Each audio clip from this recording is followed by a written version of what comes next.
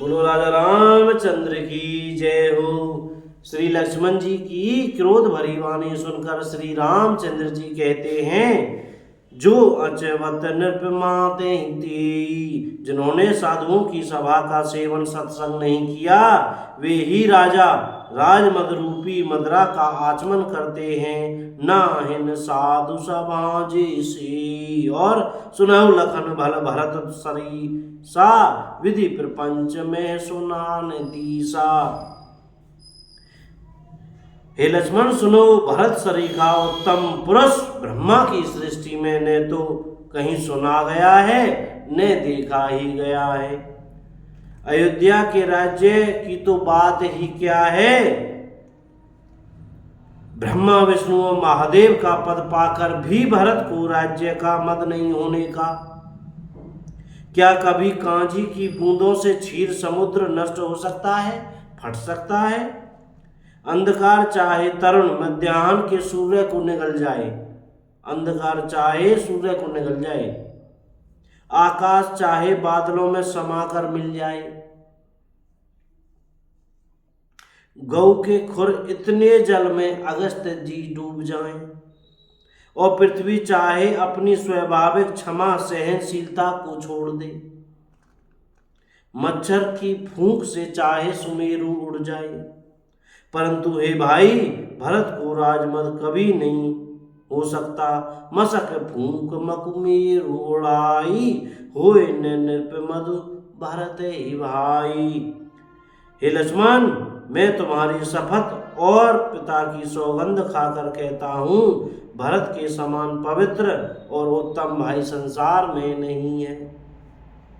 हे तात, गुण रूपी दूध और अवगुण रूपी जल को मिलाकर विधाता इस दृश्य प्रपंच जगत को रचता है, परंतु भरत ने सूर्यवंश रूपी तालाब में हंस रूप जन्म लेकर गुण और दोष का विभाग कर दिया, दोनों को अलग अलग कर दिया।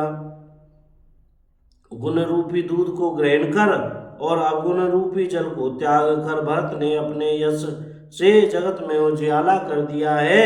भरत जी के गुणशील और स्वभाव को कहते कहते श्री रघुनाथ जी प्रेम समुद्र में मगन हो गए।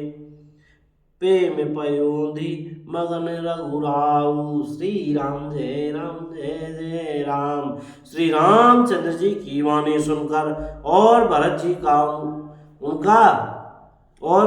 पर उनका प्रेम देखकर समस्त देवता उनकी सराहना करने लगे और कहने लगे, श्री रामचंद्र जी के समान कृपा के धाम प्रभु और कौन है।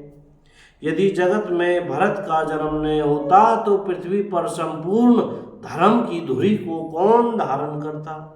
जब न होत जग जन्म भरत को, सकल धर्म धुर धरणी धरत को। कभी कुल अगम भरत गुण गाथा, को जानई तुम बिनु रघुनाथा। श्री राम जय जय राम। हे रघुनाथ जी, कवि कुल के लिए अगम उनकी कल्पना से अतीत भरत जी के गुणों की कथा आपके सिवा और कौन जान सकता है। लखन राम सिय सुनि सुर बानी, अति सुखूल ने जाय बखानी। लक्ष्मण जी, श्री राम जी और सीता जी ने देवताओं की वाणी सुनकर अत्यंत सुख पाया, जो वर्णन नहीं किया जा सकता। यहाँ भरत जी ने सारे समाज के साथ पवित्र मंदाकिनी में स्नान किया, फिर सबको नदी के समीप ठहराकर तथा माता गुरु मंत्री की आज्ञा मांग कर निषाद राज और शत्रुघ्न को साथ लेकर भरत जी वहां को चले जहां श्री सीता जी और श्री रघुनाथ जी थे। भरत जी अपनी माता कैकेयी की करनी को समझकर याद करके सकुचाते हैं और मन में करोड़ों अनेकों कुतर्क करते हैं, सोचते हैं, श्री राम लक्ष्मण और सीता जी मेरा नाम सुनकर स्थान छोड़कर जगह उठ करने चले जाएं। मुझे माता के मत में मानकर वे जो कुछ भी करें सो थोड़ा है, पर वे अपनी ओर समझकर अपने विरध और संबंध को देखकर मेरे पापों और अवगुणों को क्षमा करके मेरा आदर ही करेंगे। चाहे मलिन मन जानकर मुझे त्याग दें, चाहे अपना सेवक मानकर मेरा सम्मान करें, कुछ भी करें, मैंने तो श्री रामचंद्र जी की ही जूतियों की ही शरण है। श्री रामचंद्र जी की जूतियां ही शरण हैं।